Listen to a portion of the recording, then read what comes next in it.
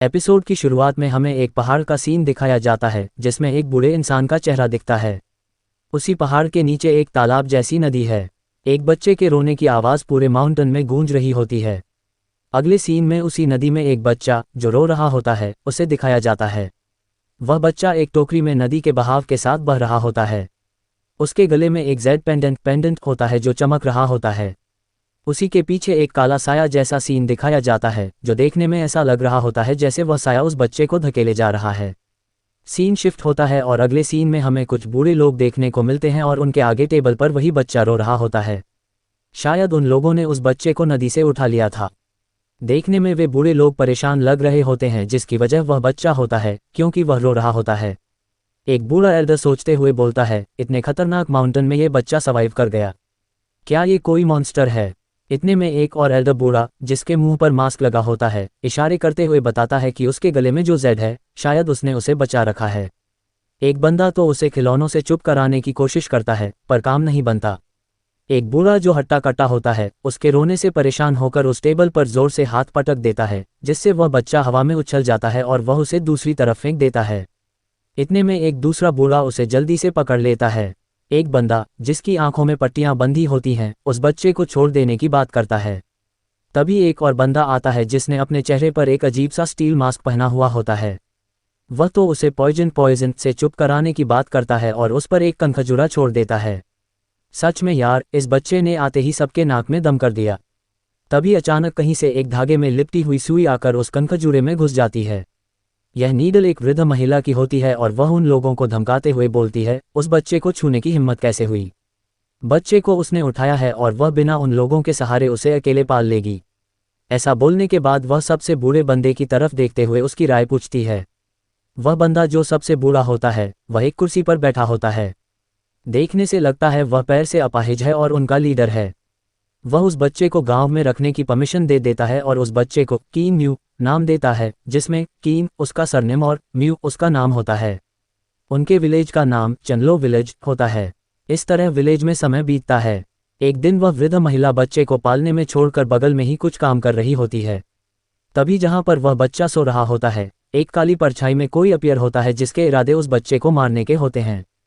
तभी उस बुढ़िया को पता चल जाता है और वह उसे एक इंसान जैसे दिख रहे लड़की के शरीर में कैद कर लेती है। समय बीतता है, बच्चा धीरे धीरे बड़ा होता है। समय के साथ म्यू और भी बदमाश होता चला जाता है और एक दिन वह इतना बड़ा हो जाता है कि वह अकेले जंगल में जड़ी बूटी और बाकी का सामान ढूंढना शुरू कर देता है। अगले सीन में हमें दिखाया जाता है कि म्यू जंगल में घूमते हुए एक बड़े से पेड़ के पास चला जाता है जो देखने में किसी बूढ़े इंसान की प्रतिमा जैसा लगता है। अचानक वहाँ का माहौल चेंज हो जाता है। वहाँ पड़े छोटे छोटे पत्थर के टुकड़े हवा में उड़ने लगते हैं। म्यू उसे आश्चर्य से छूकर देखता है। तभी अचानक सारे पत्थर नीचे गिर जाते हैं और म्यू डरकर वहां से भाग जाता है। अगले सीन में म्यू एक पहाड़ चढ़ रहा होता है।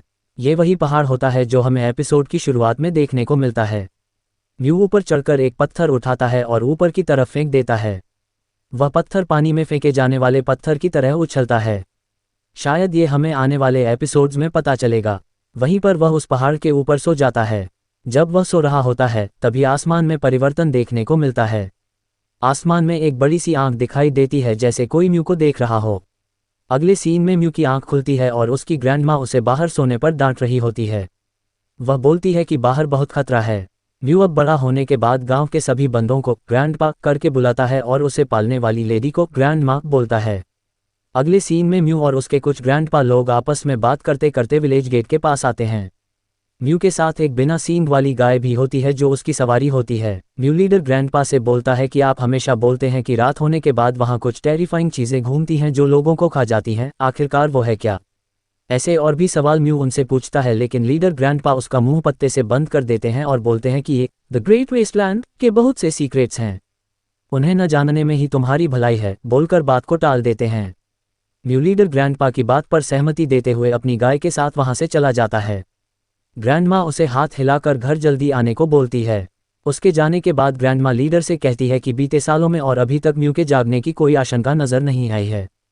क्या होगा अगर वह एक आम इंसान निकले जो कल्टीवेट नहीं कर पाते? ग्रेट वेस्टलैंड खतरों का घर है, ऐसे में वह यहाँ सर्वाइव नहीं कर पाएगा। ग्रैंडमा म्यू के लिए अपने अंदर का डर बताती हैं। इतने में वह बंदा जो स्टील का मास्क पहना हुआ होता है बोलता है, अगर the blood of the four spirits नाम के कोई शख्स मिल जाएं तो इस समस्या का समाधान हो सकता है। सीन चेंज होता है और हमें दिखाया जाता है कि म्यू अपनी गाय पर सवार होकर बांसुरी बजाते हुए रास्ते से जा रहा होता है। एक तालाब के पास आकर उसकी गाय पानी पीने लगती है।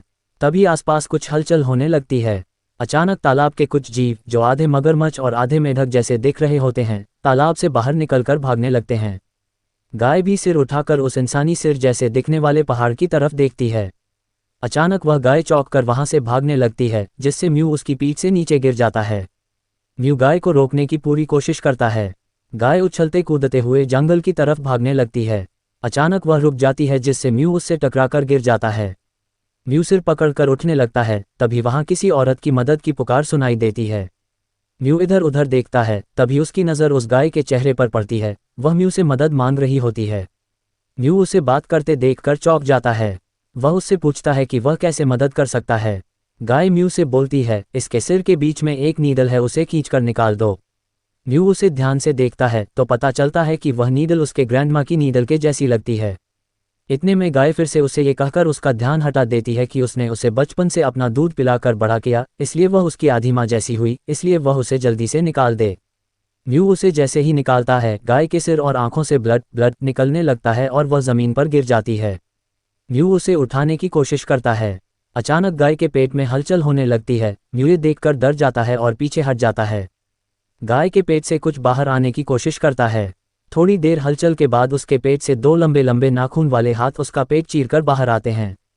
ये वही लड़की जैसी दिखने वाली डेमन होती है जिसे म्यू के बचपन में ग्रैंडमा ने कैद कर दिया था।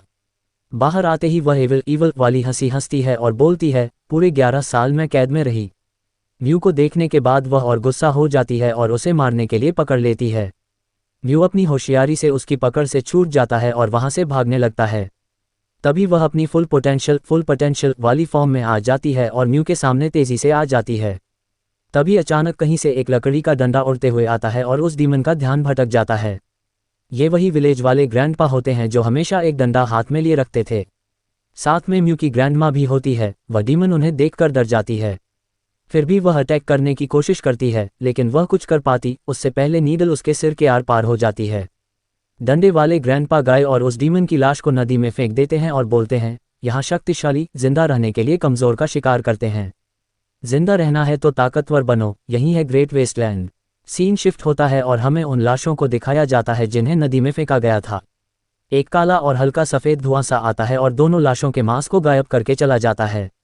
वहीं पर आसमान में कुछ लोग हवा में उड़ रहे होते हैं। वे उन स्केलेटन को देखते हैं और उनकी वेशभूषा को देखकर उसके क्लैन का अंदाज़ा लगाते हैं और वहां से चले जाते हैं। तो ये एपिसोड यहीं पर ख़त्म होता है। अगर मेरा एक्सप्लेनेशन अच्छा लगा हो तो लाइक करो और आने वाले इसके बाकी एपिसोड्स के लिए सब्सक्राइब करना ना भूलें। मिलते हैं अगले वीडियो में।